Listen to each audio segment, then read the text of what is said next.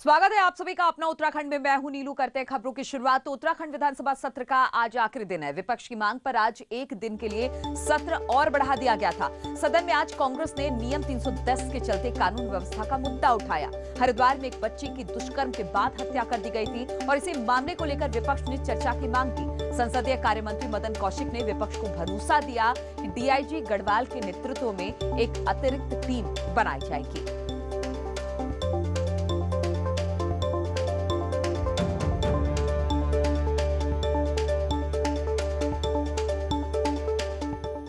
और वहीं आपको बता दें कि हरिद्वार में 2 दिन पहले हुए 11 साल की बच्ची से रेप और हत्या के मामले में आरोपी राजीव पर 20,000 का इनाम घोषित कर दिया गया है। सुराग देने वालों को 20,000 का इनाम दिया जाएगा। मामले में उत्तर प्रदेश के रहने वाले मामा भांजा दोनों आरोपी हैं। भांजे को गिरफ्तार किया जा चुका है जबकि मामा अब भी फरार चल रहा है।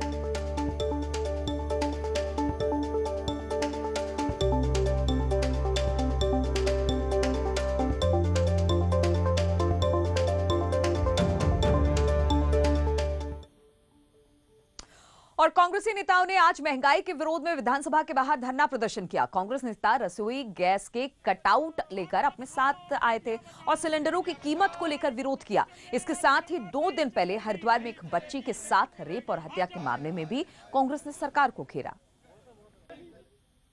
प्रदेश के अंदर महिलाएं सुरक्षित नहीं है। बेटी बचाओ बेटी पढ़ाओ का नारा जरूर दिया गया, लेकिन उसके विपरीत सरकार आचरण कर रही है। महंगाई के परिप्रेक्ष्य में मैं कहना चाहता हूं कि जिस गैस के सिलेंडर को हम 400 पर छोड़ के गए थे, आज वो गैस का सिलेंडर 900 रुपए में आम जन को मिल रहा है। तो कांग्रेस का प्रदर्शन देखने को मिला। महंगाई और की कीमतों को लेकर यह विरोध प्रदर्शन था। सदन में भी हंगामा हुआ। कानून व्यवस्था को लेकर तमाम तरह के मुद्दे उठाए विपक्ष ने, यानी कहीं ना कहीं सरकार को घेरने की तैयारी हर एक मोर्चे पर की गई कांग्रेस की तरफ से, चाहे वो महंगाई का मुद्दा हो या फिर कानून व्यवस्था का मुद्दा हो। दीपांकर भोट देहरादून से हमारे साथ जुड़ गए। दीपांकर, कहा जा सकता है कि जो विपक्ष है वो लगातार सरकार को घेरने की कोशिश कर रहा है और ये दिखाई भी दिया, चाहे वो कानून व्यवस्था का मुद्दा हो या फिर महंगाई का, दोनों में कांग्रेस मुखर होकर सामने आई और अपनी बात रखी उसने। नीलू, अभी सदन अनिश्चितकाल के लिए स्थगित हुआ है। मेरे साथ संसदीय कार्य मंत्री मदन कौशिक है जो सदन से अभी बाहर निकले। कैसा 4 दिन के सदन की कार्यवाही?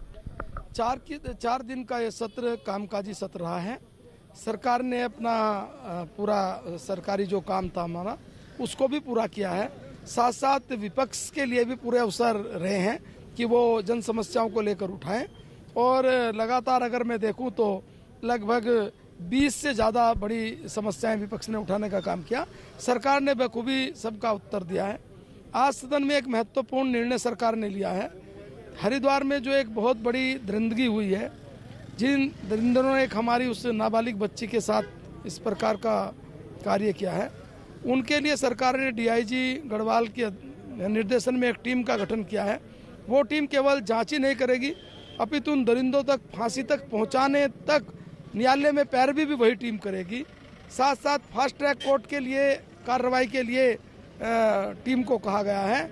इससे अलग जो एक दरिंदा अभी फरार है, उस पर जो इनाम 20,000 था उसको बढ़ाकर 1 लाख रुपए किया गया है। आप पे आरोप ये लगे कि आपने सदन में जानकारियां इधर उधर की। आपने कांग्रेस पर आरोप लगाया कि वो होमवर्क करके नहीं आए। दोनों तरफ से ये आरोप भी लगे, बेरोजगारी पे, करप्शन पे, अलग अलग बातों को लेकर। इस पर जवाब आपका?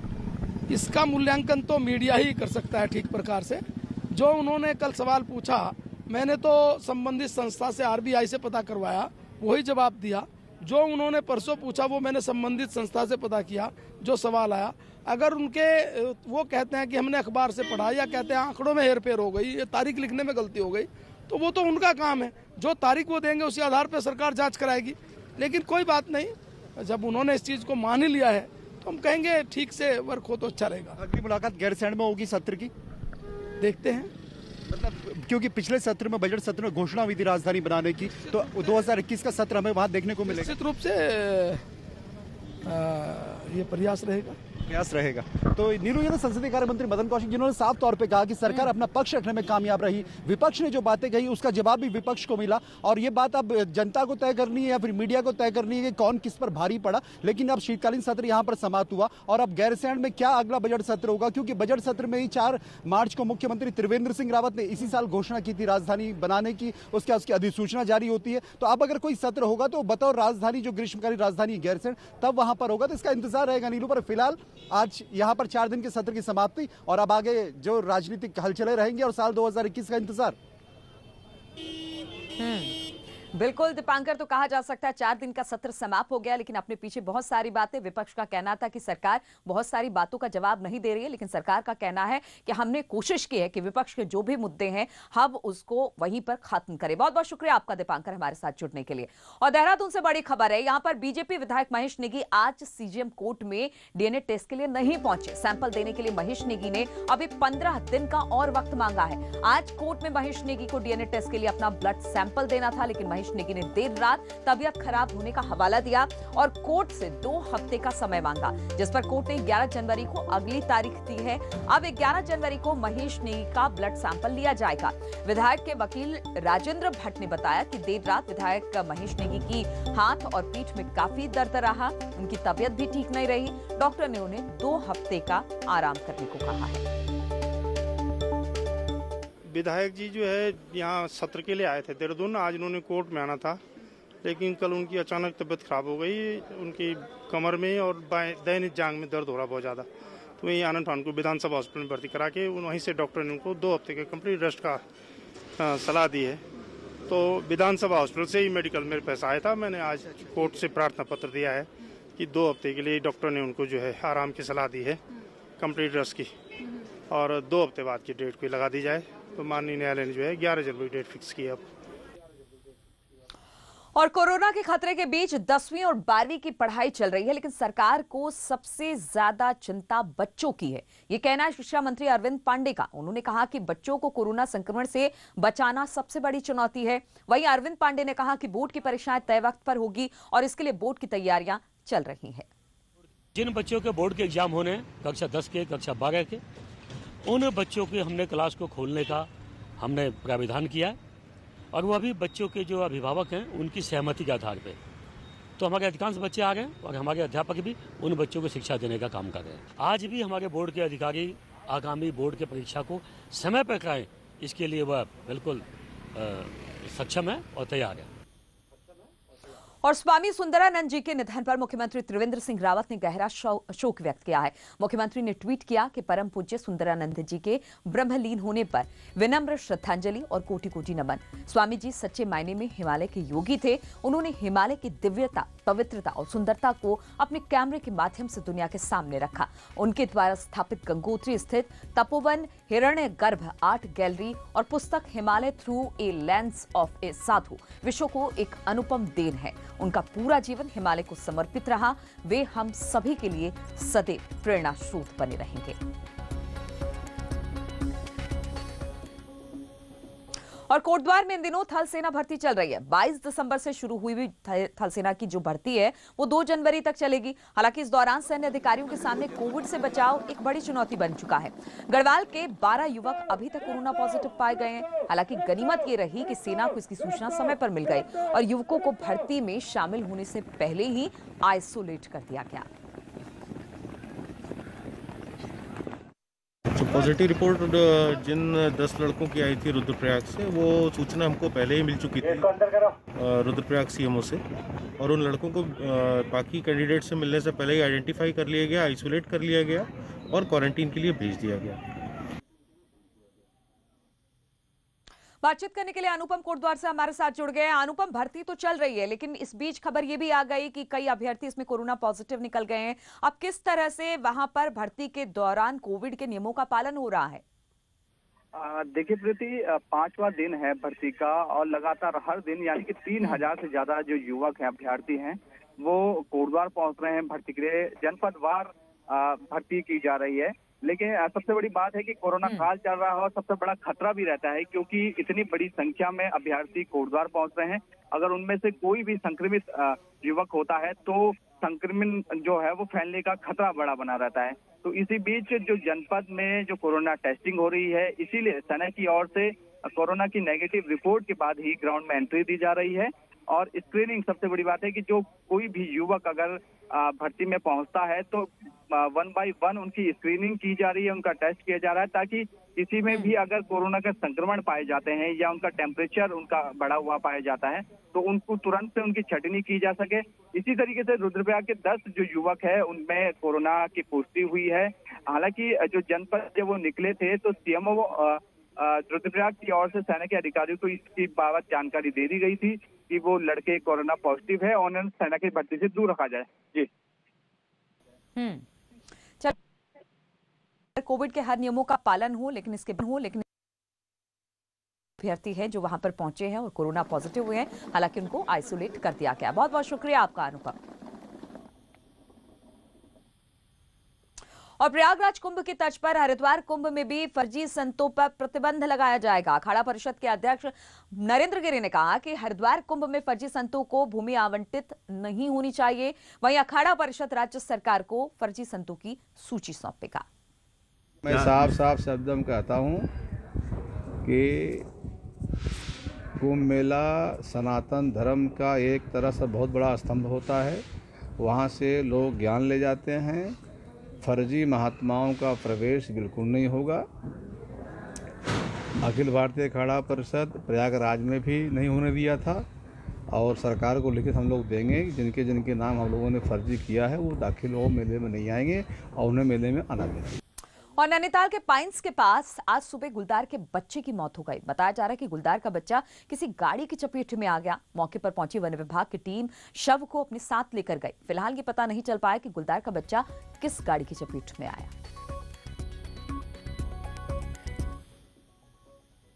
और हरिद्वार में आज एक हाथी को रेडियो कॉलर लगाया गया है।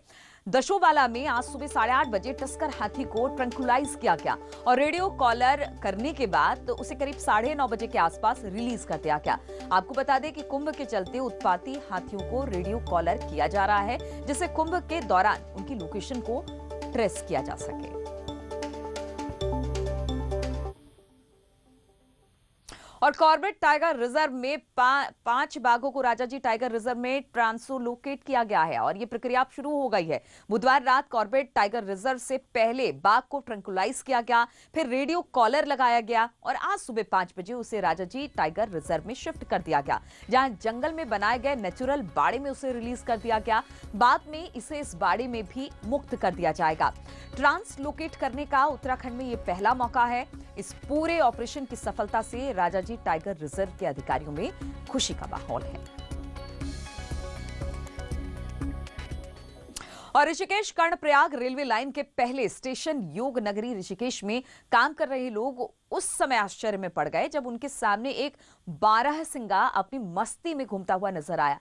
जंगल से भटककर बारहसिंगा नवनिर्मित प्लेटफॉर्म पर अपनी मस्ती में घूमता रहा। आसपास काम कर रहे मजदूरों ने इसे अपने कैमरे में कैद किया। रात में सूचना पर वन विभाग की टीम ने बारहसिंगा को पकड़कर जंगल में छोड़ दिया।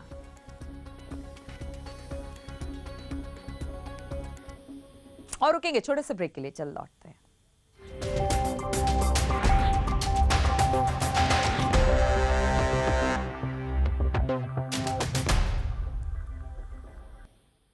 और ब्रेक के बाद टनकपुर की बात, जहां पर पिथौरागढ़ ऑल वेदर सड़क बनने के बाद 2 जिलों का सफर लोगों के लिए अब आसान हो गया है। लेकिन सड़क चौड़ीकरण के लिए पहाड़ी काटना हो या फिर पहाड़ी के साथ भारी बोल्डरों के साथ मलबा गिराना हो, इन सब कामों को जेसीबी और पोकलेन मशीन संचालक अंजाम देते हैं। धौंसवाला के पास पहाड़ी से गिरते बोल्डरों के बीच ये ड्राइवर अपना काम बखूबी अंजाम दे रहे हैं।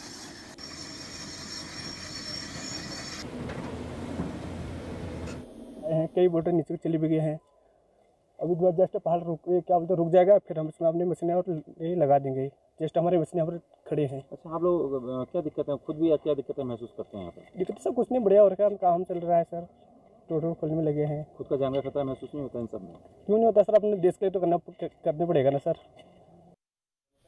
और टेहरी के चंबा में ऑल वेदर प्रोजेक्ट के तहत कार्य कर रही कंपनी पर दिखोल गांव के ग्रामीणों ने लापरवाही और संपर्क मार्ग निर्माण में घटिया काम कराने का आरोप लगाया है। ग्रामीणों का कहना है कि ऑल वेदर प्रोजेक्ट के तहत चंबा में टनल का निर्माण किया गया, लेकिन टनल को जाने वाले सड़क के आसपास के रास्ते और पेयजल स्रोत तोड़ दिए गए हैं। वहीं मामले में एसडीएम का कहना है कि संपर्क मार्ग निर्माण को लेकर ग्रामीणों में आपसी विवाद था, जिसे अब सुलझा लिया गया है और जल्द रास्तों का निर्माण कराया जाएगा।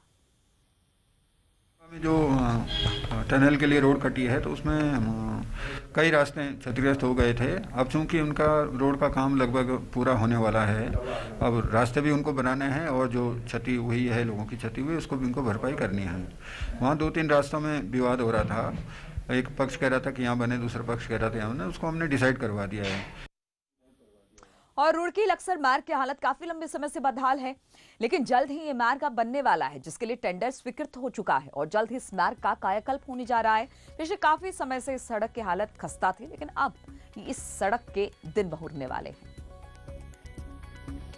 ये तो सर आज से नहीं, कम से कम कई सालों से समस्या हो रही है। ये तो अब ये सारा ढंडरे का पानी है, ये सभी को पता है कि ढंडरे का पानी है, निकासी इसकी आगे है नहीं। जितने विकास कार्य लगातार हो रहे हैं तो उसमें लक्सर रुड़की मार्ग भी है और उसके लिए टेंडर स्वीकृत हो चुका है, क्योंकि पहले जो प्रक्रिया हुई थी वो किन्हीं कारणों से, तकनीकी कारणों से निरस्त करनी पड़ी थी। उसका टेंडर हो गया है और मुझे विश्वास है कि बहुत जल्दी वह मार्ग आपको, अच्छा मार्ग आप उस पर चल पाएंगे। और नई टिहरी चंबा और नई टिहरी बीपुरम मार्ग पर इन दिनों पाला जमने से आए दिन वाहनों के फिसलने की घटनाएं हो रही हैं, जिसको देखते हुए अब पालिका प्रशासन हरकत में आया और पालिका द्वारा इन दोनों मार्गों पर चूने और नमक का छिड़काव किया गया। पालिका द्वारा पालाग्रस्त क्षेत्रों में बोर्ड भी लगाए गए हैं और लोगों से सावधानी पूर्वक वाहन चलाने की अपील भी की गई है। पालिका क्षेत्र के अंतर्गत जो भी हमारी रोडें हैं, जहां पाला पड़ता है और गाड़ियों के फिसलने का भय बना रहता है, वहां पर हमारे द्वारा बोर्ड भी लगाए गए हैं और उसमें उस जगहों पर हमारे द्वारा चूने का छिड़काव, नमक का छिड़काव किया जा रहा है। और नैनीताल जितना अपने प्राकृतिक सौंदर्य के लिए जाना जाता है, उतने कहीं खूबसूरत यहाँ के चर्च हैं, जो पर्यटकों के लिए आकर्षण का केंद्र बने हुए हैं। सरोवर नगरी नैनीताल खूबसूरत गिरजा घरों का भी केंद्र है। नैनीताल का मेथोडिस्ट चर्च, जो भारत के पुराने चर्च में से एक है, 1860 में अंग्रेजों ने इसे बनवाया था। झील के किनारे बना ये चर्च मेथोडिस्ट लोगों की आस्था का केंद्र है। शहर के ऊपरी हिस्से में बना सेंट जोस चर्च यहाँ का सबसे पुराना चर्च है। ये चर्च 1848 में बनकर तैयार हुआ। ये यूरोपीय स्थापत्य कला का अद्भुत नमूना है। जिस वक्त ये जगह तय की गई 1844 में, उस वक्त 7 घर निर्माणाधीन थे आरपाटा क्षेत्र में और नैनीताल बसासत की प्रारंभिक दौर में था। तो बिशप साहब ने इस जगह को स्वीकृति दे दी और उन्होंने कमिश्नर लुशिंगटन को आदेशित किया कि ये जगह चर्च को दे दी जाए। मॉल रोड पर स्थित सेंट फ्रांसिस चर्च शहर का कैथोलिक चर्च है, जो 1907 में बनकर तैयार हुआ था। इसकी स्थापना से पहले यहाँ एक छोटा सा गिरजाघर था, उसी में ईसाई लोग प्रार्थना करते थे। सेंट फ्रांसिस कैथोलिक चर्च की स्थापना यूरोपीय शैली में हुई, जो आज भी कायम है। मन को छू लेने वाली इस चर्च में जो तस्वीरें हैं, वो इटली से लाई गई थी। इन चर्चिस को अब पर्यटन से भी जोड़ने की तैयारी है। यहाँ लाइट की आवश्यकता नहीं होती है जब इसमें दिन में, क्योंकि वो सूर्य का प्रकाश पड़ने से वो चमकता है। ये इटली से लाया गया है, इसलिए भी ये मशहूर है। बहरहाल ये कहना गलत नहीं होगा कि सरोवर नगरी न सिर्फ सैर सपाटे के लिए बल्कि ईसाइयों के लिए भी आस्था का केंद्र है और इसकी खूबसूरती कायम है। न्यूज़ 18 के लिए नैनीताल से वीरेंद्र बिष्ट की रिपोर्ट। और नैनीताल में क्रिसमस सेलिब्रेशन की तैयारियां शुरू हो गई है। कोविड के चलते इस बार मास्क और सोशल डिस्टेंसिंग का ध्यान रखना होगा। वहीं चर्चों को क्रिसमस के लिए सजाया गया है। तल्लीताल के सेंट फ्रांसिस चर्च में प्रभु यीशु के जन्म को लेकर तैयारियां की जा रही हैं और इसके लिए चर्च को सजाया भी गया है। जाती है तो चर्च के अंदर निषेध नहीं किया जाएगा, कि चर्च का कंपाउंड तो खुला रहेगा सभी के लिए, और वहाँ भी हमको देखा जाएगा कि किस प्रकार सोशल डिस्टेंसिंग और मास्क पहनना और अन्य जो कोविड के जो भी नियम है उसका पालन करने के लिए कुछ। और अल्मोड़ा के मरचूला में 2 दिवसीय इंटरनेशनल फिल्म फेस्टिवल का आयोजन किया जा रहा है। इसमें दुनिया के चयनित 60 फिल्मों को दिखाया जा रहा है और इस फिल्म फेस्टिवल में फिल्मों के निर्माण से जुड़े लोग भी पहुंचे हैं। इस फेस्टिवल का मकसद फिल्म निर्माताओं का ध्यान उत्तराखंड की ओर आकर्षित करना और आयोजन को अल्मोड़ा जिले प्रशासन की भी मदद मिल रही है।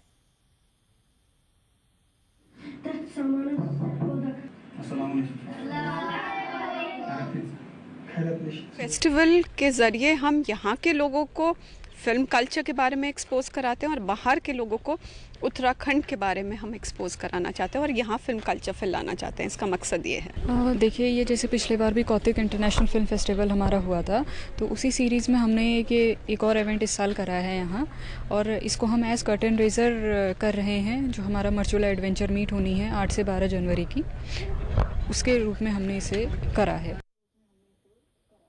और आमतौर पर गुलदार के हमले सर्दियां आने के साथ ही कम हो जाती है, लेकिन इस बार पिथौरागढ़ में आदमखोर गुलदारों का आतंक रुकने का नाम नहीं ले रहा है। हालात ये है कि जिले में बरसात के बाद गुलदारों ने 7 लोगों को अपना निवाला बना डाला है।